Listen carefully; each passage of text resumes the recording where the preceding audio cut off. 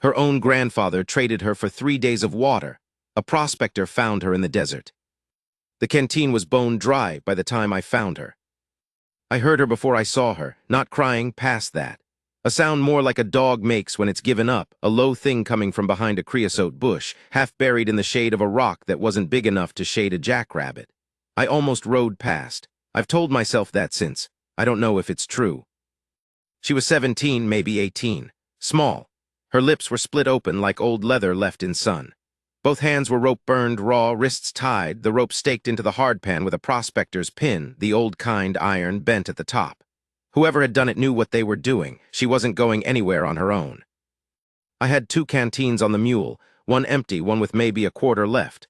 I gave her the quarter. Slow because you can't rush a person that far gone, and she didn't fight me on it. Her eyes came back while she drank. Dark eyes. They fixed on my face and stayed there, and there was something in them that wasn't gratitude exactly, more like a decision being made. I cut the rope. I didn't ask her anything for the first hour. I put her up on the mule and walked. The sun was going sideways by then, long shadows on the flats, and the air had a little give to it. She rode without holding on to anything, just balanced, which told me something. She knew animals. She spoke first. Her English was careful, like she'd built it word by word herself. Her name was Mara. Half Yaqui, half something she didn't name. Her grandfather had a claim farther north, a played-out hole he kept working on stubbornness alone. He'd run dry. 2 men had come through with a wagon and a water barrel, and her grandfather had worked out an arrangement, and the arrangement was her, staked out where he'd told them she'd be, 3 days' worth of water the price. She said it plain, no shake in her voice. I didn't say anything because there wasn't anything to say that wouldn't sound like performance. We made the rocks by dark. I had hardtack and dried venison, and I built a fire small enough that nobody would come to it, and she ate slow and deliberate, the way people eat when they've learned not to count on the next meal. I watched her without watching her, the way you learn to do in country where attention can get you killed. She had a stillness to her that wasn't resignation. It was something else. A person who had learned to wait and to watch and to keep what was hers inside where nobody could reach it. I'm getting ahead of myself. Let me back up. My name is Harlan Deeds.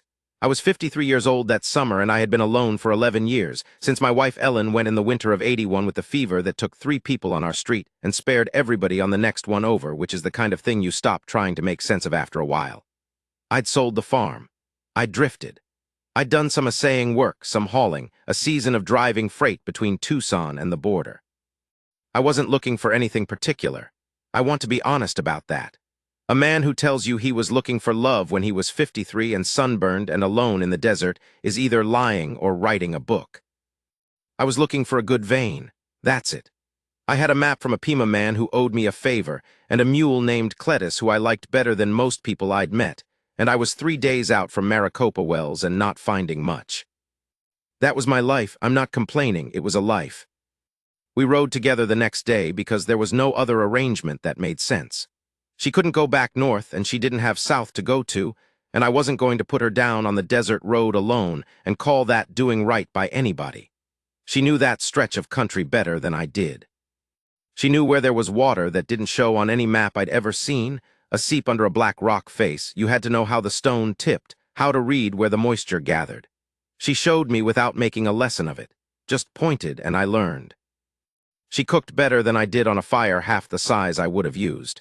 She knew plants I didn't know, the ones you could eat and the ones that would put you down. She moved through that country the way the country itself moved, easy and without waste. At night she didn't sleep much. I noticed but didn't say anything. Some people, after what's been done to them, they need time before sleep feels safe again. You can't rush that either. The 3rd night I woke up, and she was sitting up with her back against a rock and her eyes open. Stars were thick and the fire was down to coals.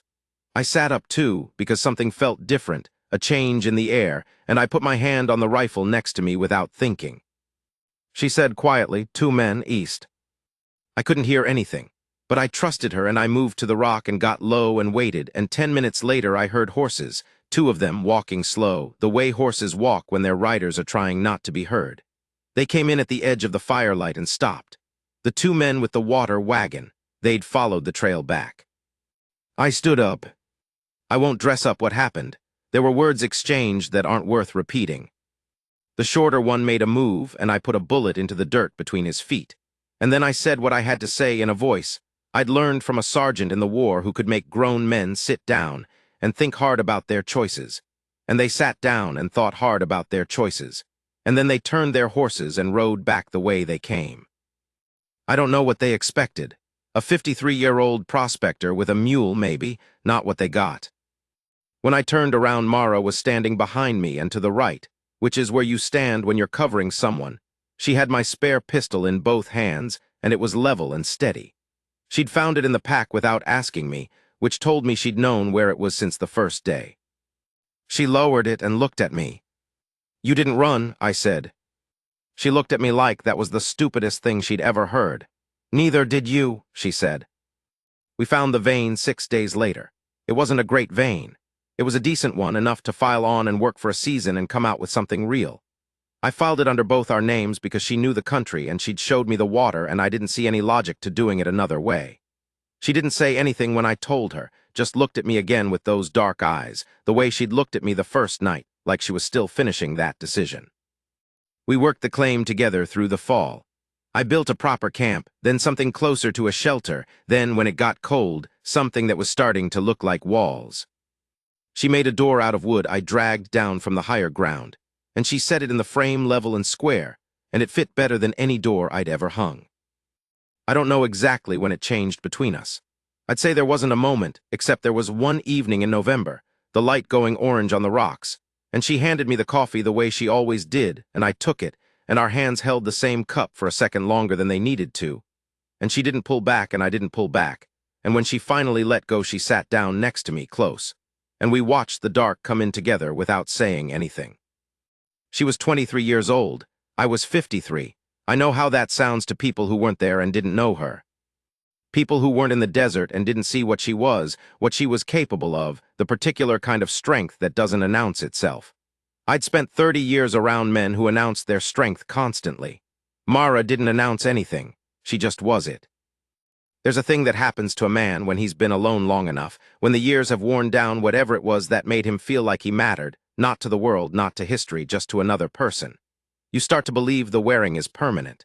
You start to think the man you used to be, the one someone could lean on and depend on and choose, that man is just gone, and what's left is functional but not worth choosing. You do your work, you sleep, you do your work again. What Mara did, and I want to say this right because I've thought about it for 30 years and I still haven't got better words than these, what she did was she saw me. Not what I could do for her, not a shelter against the cold and a man with a rifle, though I was those things too. She saw me, the whole of it. She'd had ample time to see me clear, working a claim together in the middle of nowhere, no place for a person to be anything but what they are. She saw me clear, and she stayed. The night she told me plainly the way she did everything, sitting by the fire looking at me, her hands wrapped around her cup. I didn't know what to do with it. I'm not a man who cries easily. I was then. She didn't make a thing of it. She just put her hand on mine, her small, rough hand on my old rough hand, and held on, and that was enough. That was more than enough. That was more than I'd had any right to expect from this particular life, and I knew it. We married in Tucson the following spring. The justice of the peace was a man named Crimmins who looked at the two of us like he had questions, and I looked back at him like the questions weren't his business, and he married us without the questions. Her grandfather died the next winter. I found out about it secondhand, and I didn't tell Mara right away, and when I did she was quiet for a long time, and then she said she hoped he'd found water, and I couldn't tell if that was bitter or just plain, and I didn't ask. We worked the claim 4 more seasons. We made out well enough. Built a real house eventually, timber and adobe, with a good-sized window on the south wall because Mara liked the afternoon light, and a door she hung herself and was proud of.